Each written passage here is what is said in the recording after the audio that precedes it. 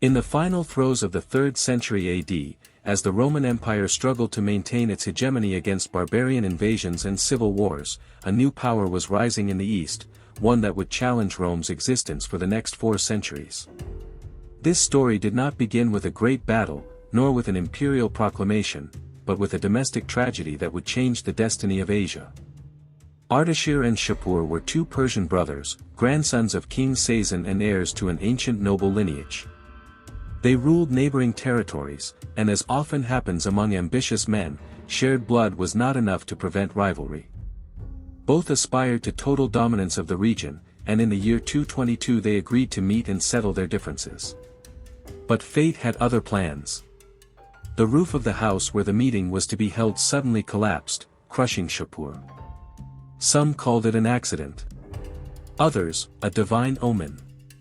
For Ardashir, it was the ultimate sign that the gods had chosen him. 2 years later, in 224, Ardashir crowned himself Shahanshah, King of Kings, after defeating the last Parthian king at the Battle of Hormizdagan. Thus was born the Sasanian Empire, the cultural and symbolic heir of the ancient Achaemenid Empire of Cyrus the Great and Darius I. It was the rebirth of Persia, with a clear vision, not only to reclaim its lost greatness, but to surpass it. Ardashir did not simply found a new state. He founded a new era.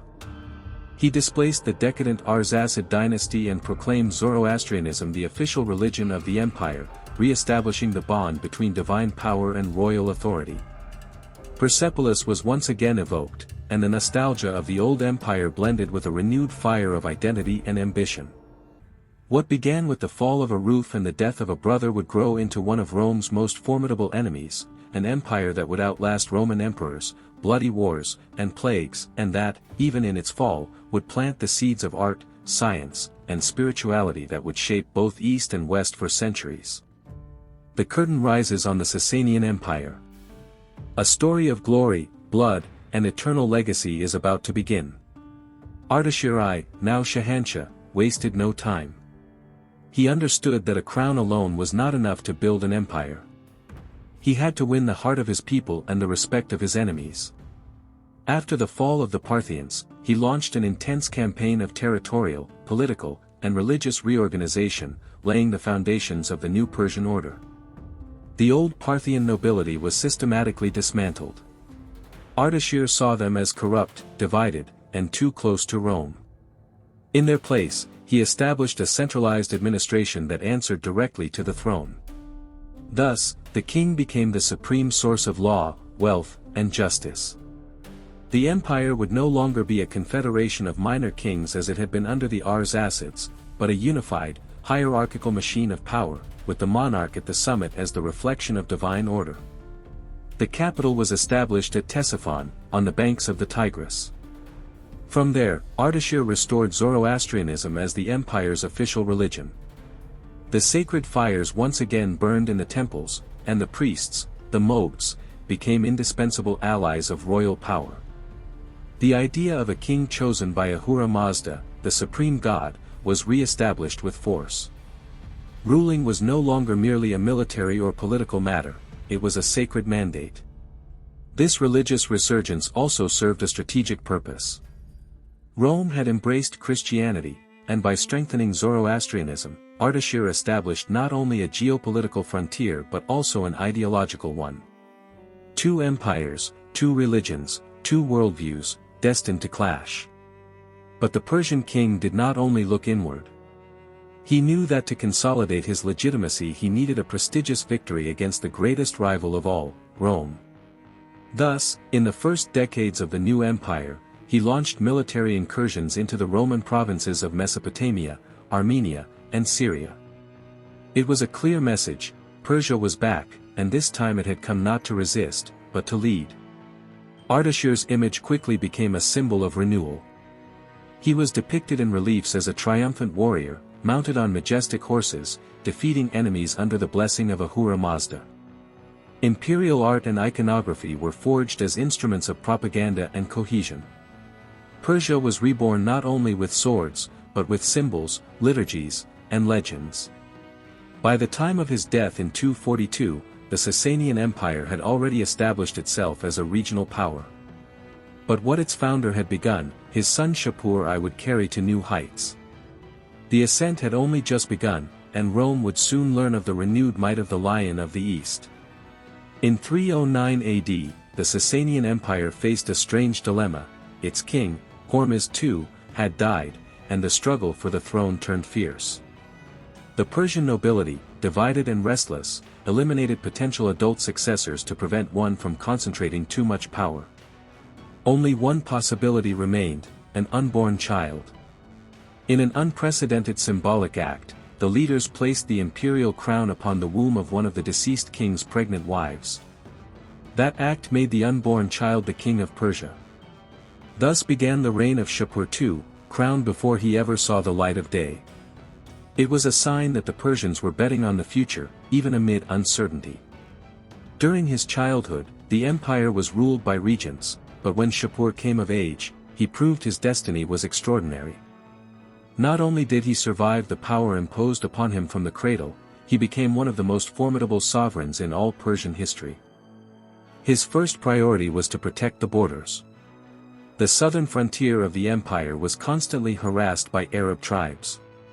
In a series of lightning campaigns, Shapur defeated them, securing the region and earning the title of Destroyer of the Arabs. This was not a symbolic campaign, it was the safeguarding of the empire's cultural and strategic boundaries against the desert. But he did not stop there. He turned his attention westward, toward Rome. In a power struggle that would last for decades, Shapur II challenged the Roman Empire time and again in the provinces of Mesopotamia and Armenia. In 359, he launched an offensive that culminated in the conquest of the Roman fortress of Amida, after a siege that lasted 73 days. This victory gave him control over important trade routes and marked a turning point in the balance of power. Shapur was not only a warrior. He was also a reformer. He restructured the tax system, reorganized the army, and strengthened the central administration. His reign, which extended over 7 decades, represented the consolidation of the Sasanian Empire as a cultural and military superpower. However, his legacy also had shadows. During his reign, Christians, who in many cases were viewed as sympathizers of the enemy empire, were harshly persecuted. This religious intolerance would mark one of the contradictions of his rule. While he strengthened Persia, he also sowed internal divisions that would exact a price in centuries to come.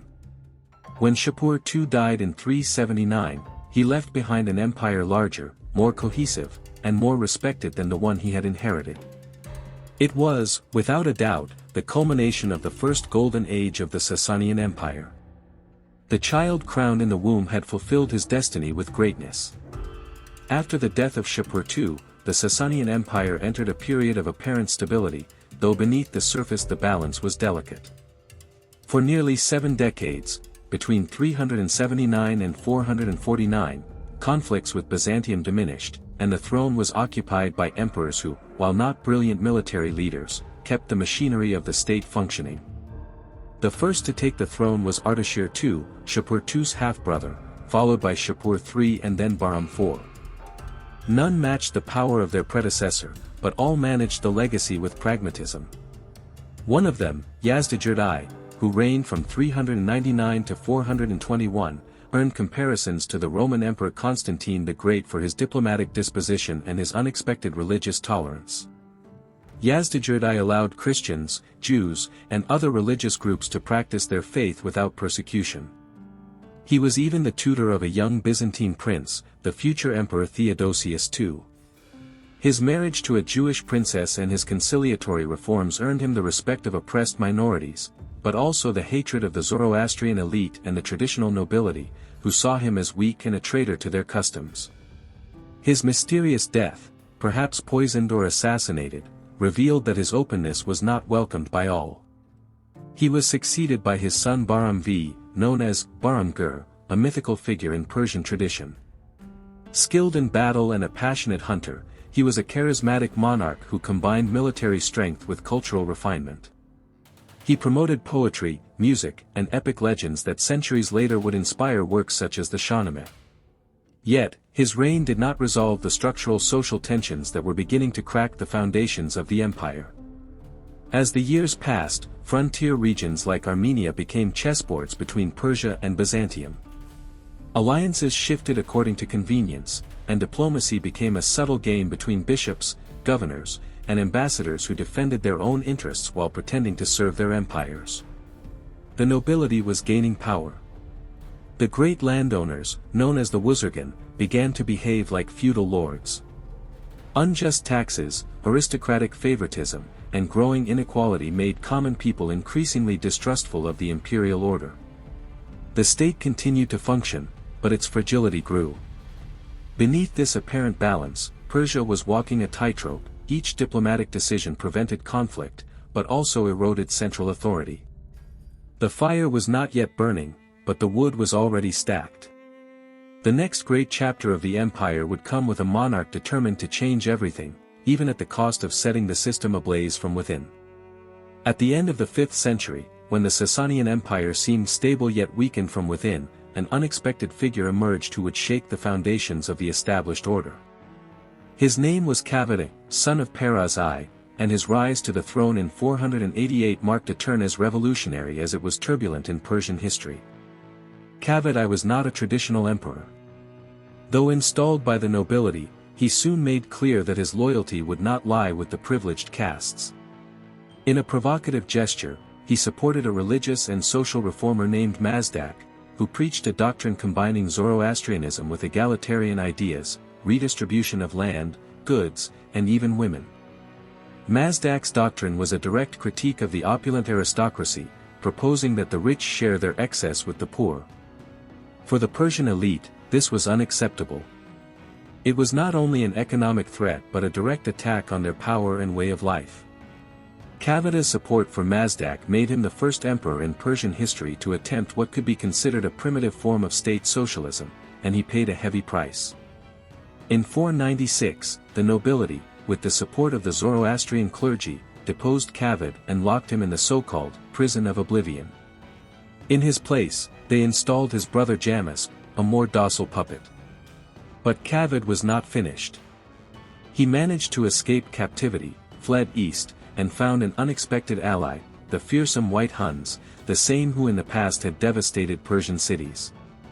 With their military support, Kavad returned in 498 and reconquered the throne, overthrowing the king imposed by the nobility. Now he was not only emperor, but avenger. He consolidated his authority with an iron fist, rewarding his allies and punishing those who had betrayed him. His second reign was far more pragmatic. While he did not completely abandon Mazdak, he moderated his discourse to maintain balance. During this period, the Sassanid Empire experienced a military resurgence. Kavad strengthened the army with new levies, reorganized taxation, and regained control of strategic regions such as Armenia and the banks of the Tigris. But tensions with Byzantium grew. Rome looked with suspicion upon this renewed and radical Persia. Kavad ruled until his death in 531. His legacy was ambivalent. On one hand, he was the emperor who challenged the aristocratic order and revitalized the empire militarily. On the other, his alliance with Mazdak ignited the hatred of the nobility, who would neither forget nor forgive such an affront. But if Kavad was the rebel, his son would be the builder. For upon his death, he was succeeded by one of the most legendary emperors in the history of Iran, Khosrow I Anushirvan, the Just. When Kavad I died in 531, the Sassanid Empire was strengthened, yet still convulsed by the social and religious tensions unleashed by his father. In that complex setting, his son Khosrow I Anushirvan ascended the throne, whose epithet, of immortal soul or of undying spirit, was no mere embellishment. For nearly 5 decades, this emperor would mark the pinnacle of Sasanian civilization. Khosrow I was, above all, a reformer. Learning from his father's mistakes, he firmly dismantled the Mazdakite movement without resorting to indiscriminate purges. He ordered the execution of Mazdak, its spiritual leader, but then channeled social unrest into concrete reforms. He modernized the tax system, organizing it in a fairer and more efficient way, assigning levies according to the wealth and productivity of each region. This strengthened the empire's finances without crushing the peasantry. Militarily, he reorganized the army. For the first time, the imperial heavy cavalry would be paid directly by the state, reducing dependence on feudal lords and increasing the troops' loyalty to the emperor. Thus was born the powerful force of the Iswaran, the fearsome elite Persian cavalry. Khosrow I also consolidated the bureaucracy, establishing a meritocratic system that placed the most capable in administrative posts, regardless of noble birth. These reforms allowed the empire to function with greater cohesion and efficiency. But his genius did not stop at politics or warfare. He was a patron of culture. A lover of knowledge, he ordered the translation of Greek and Indian philosophical and scientific works into Pahlavi, Middle Persian. He summoned scholars from Syria, India, and Byzantium to his court, fostering medicine, astronomy, and philosophy. When Justinian I closed the philosophical schools in Athens, several of those sages found refuge in Khosrow's Persia. His foreign policy was shrewd yet firm. In 532, he signed with Byzantium the famous, eternal peace, which guaranteed him tribute in exchange for stability. But that peace did not last. Tensions flared anew when the Byzantine emperor refused to pay the agreed tribute, and Khosrow responded decisively. He sacked Antioch in 540, humiliated the Eastern Roman Empire, and carried its treasure back to Ctesiphon, where he built a new district to house the captured prisoners and artisans. Beyond war, his impact was tangible in cities and fields alike. He rebuilt irrigation systems, restored farms devastated by previous conflicts, and founded new cities. His capital, Ctesiphon, flourished as a commercial, artistic, and intellectual center. Under his reign, the region enjoyed unprecedented prosperity and stability, which many historians consider the true golden age of Persia. Religiously, he remained faithful to Zoroastrianism but did not impose blind intolerance. Although he consolidated his role as defender of the official faith, he allowed a certain degree of pluralism. One of his own sons converted to Christianity, and the emperor did not punish him. When Khosrow I died in 579, he left a legacy of balance, innovation, and splendor. Persia was not only a military power, but also a beacon of civilization. His reign became a legend, and later generations remembered him as the model of the wise, just, and visionary monarch. But the days of greatness would not last forever. His son and successors would inherit a strong empire, yes, but also the first winds of a storm they could not yet imagine. When Khosrow I died in 579, the Sassanid Empire stood at its height, strong, stable, and respected. His son Hormizd IV inherited that power, but not his wisdom. His rule, from 579 to 590, was marked by internal tensions with the nobility and the army, which weakened the cohesion achieved by his father. After his assassination in a court conspiracy, power passed to a new and ambitious emperor, Khosrow II Perviz, grandson of the great Khosrow I. The rise of Khosrow II was anything but peaceful. He faced a military rebellion and had to turn to the Byzantine Emperor Maurice for support in regaining the throne. This initial alliance with Byzantium restored him to power in 591, but peace would not last long. The opportunity came when Byzantium plunged into chaos. Maurice was overthrown and executed by the general Phocas in a coup d'état, which outraged Khosrow II. The Persian emperor seized upon this as a pretext to launch the greatest military campaign in the history of the Sassanid Empire. It was time to avenge his benefactor, and to settle old scores with Rome. The Persian legions advanced with fury. Within a few years, they conquered Damascus, Jerusalem, and Egypt. They even reached the gates of Constantinople, besieging the capital of the Byzantine Empire in 626. It was an apocalyptic moment, the two most powerful empires of late antiquity clashing in total, relentless war. Yet the walls of Constantinople held. And from the rear, the new Roman emperor emerged, Heraclius. This unexpected leader executed a brilliant maneuver. While the Persians besieged his capital, he sailed across the Black Sea, crossed Anatolia, and struck directly at the heart of the Sassanid Empire. Not only did he inflict material damage, but he also sowed paranoia within the Persian military and political apparatus. Byzantine spies spread rumors of treachery, and internal tensions soon erupted. General Sharbaraz, one of the Sassanid Empire's finest commanders, felt betrayed by Khosrow II after reading forged letters that allegedly plotted his assassination. In retaliation, he paralyzed his armies. Added to this was the unexpected death of Shahin, another key general who had led successful campaigns in Anatolia. Deprived of his military pillars and with Heraclius striking at the heart of Mesopotamia, the empire began to crumble. In the year 627, at the Battle of Nineveh, Heraclius achieved a crushing victory. Soon after, Byzantine troops plundered the temple of Tokti-i-Soliman, one of the holiest sanctuaries of Zoroastrianism. Amidst the collapse, Khosrow II was deposed and executed in 628 by his own son. With his death, not only did the reign of Persia's most ambitious emperor come to an end, but a period of total chaos began. In barely 4 years, the Sassanian throne would see 14 different emperors, amid coups, assassinations, and betrayals. The empire, exhausted by decades of war, drained by intrigue, and lacking strong leadership, was ripe for ruin. And it was precisely then, as the eastern giant fell to its knees, that a new power rose from the desert, Islam. The year was 632. While the Sasanian Empire staggered between usurpers, murders, and decay, in the sands of the Arabian Peninsula, a spiritual and military revolution was beginning to take shape. The Prophet Muhammad had just died, but his message had become an unstoppable fire. Unified under the new power of the Islamic Caliphate, the Arab world, long subjected to empires like Rome and Persia, was now preparing to conquer. The last Sassanian emperor, Yazdijerd III, was barely a teenager when he was crowned. Grandson of Khosrow II, he had neither the experience nor the support needed to stop what was coming.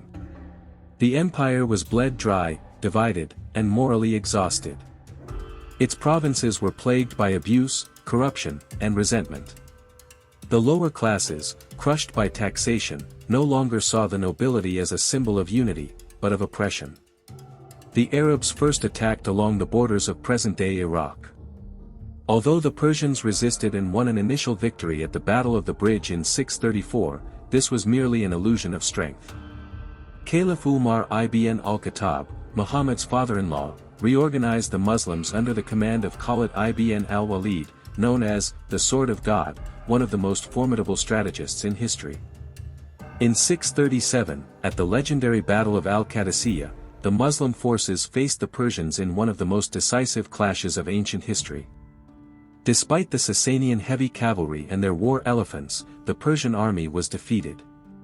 The impact was devastating. The Muslims captured Ctesiphon, the imperial capital, just months later. Even so, Yazdijerd III did not surrender. He fled eastward, seeking to reorganize resistance from remote provinces. For years he tried to forge alliances with local peoples, sent embassies to China, and searched for any support to reclaim his land, but all was in vain. In 642, the Muslims triumphed again at the Battle of Nahavand, sealing the definitive fall of the Sassanian army. And in 651, while wandering aimlessly, Yazdijerd III was killed in Merv, not by an enemy general, but by a local miller. There was no martyrdom, no final battle, no heroic gesture. Only silence, flight, and betrayal. Thus fell the Sassanian Empire. Not to a more numerous army, but to a younger, more cohesive, more inspired enemy. The Islamic invasion was not only military, it was spiritual, cultural, and political. Within just a few decades, Zoroastrianism, the religion of kings and philosophers, would be replaced by Islam as the dominant faith of the region. But not all surrendered. Some nobles, priests, and influential families fled to India, where they founded the Parsi community, which still keeps the flame of Zoroastrianism alive today. They carried with them not only their religion, but also fragments of the art, science, and soul of Persia. The fall of the Sassanian Empire was not just the end of a dynasty. It was the twilight of an ancient world, the end of an era in which Persia had been an empire, a beacon, a rival of Rome, and the creator of a splendid civilization. What came after would be different, but never the same. Although the Sasanian Empire disappeared under the pressure of the Islamic armies, its legacy was not destroyed. On the contrary, it permeated the civilizations that came after. It was like an underground river, invisible on the surface, yet always flowing, nourishing new ideas, styles, religions, and systems. Politically and administratively, the model of centralized government, with organized provinces, systematic taxation, and a trained body of officials, inspired the Abbasid Caliphate, which would later inherit Baghdad. Even Muslim emperors adopted Sassanian titles and rituals, such as the throne ceremony, the use of diadems, and the veneration of the monarch as a sacred figure. In the intellectual realm, the Sassanians had founded centers of study where Greek, Syrian, Indian, and Persian scholars gathered. Thanks to them, texts by Plato, Aristotle, and Galen survived, translated first into Middle Persian and later into Arabic, saving Greek philosophy from oblivion during the European Middle Ages. In art, the influence was even deeper. Islamic art, with its majestic domes, intricate tapestries, calligraphy, and symmetrical gardens, owes much to Sassanian designs and aesthetics. The Grand Arch of Ctesiphon, the use of mosaics, architectural geometry, the opulence of textiles, all of these became a foundation for the visual culture of the Muslim world. Even in the West, echoes of the Sassanid Empire reached unexpected places. Persian carpets decorated European palaces, while some Christian saints were dressed in silk garments woven on Sassanian looms. The legend of their refinement traveled as far as Merovingian France. And in religion, although Zoroastrianism was overshadowed by Islam, its dual worldview, the eternal struggle between good and evil, the reward after death, the final judgment, indirectly influenced Christianity, late Judaism, and Islam. The sacred fire, respect for nature, the ethics of keeping one's word, ancestral ideas that remain alive. Today, when we remember the Sassanid Empire, we do not see only a formidable enemy of Rome. We see a civilization that defied time, that withstood centuries of war, and that, even in its fall, sowed ideas that would flourish in other worlds. Because in the end, what makes an empire eternal is not its walls, nor its armies, but the invisible traces it leaves in the history of humanity.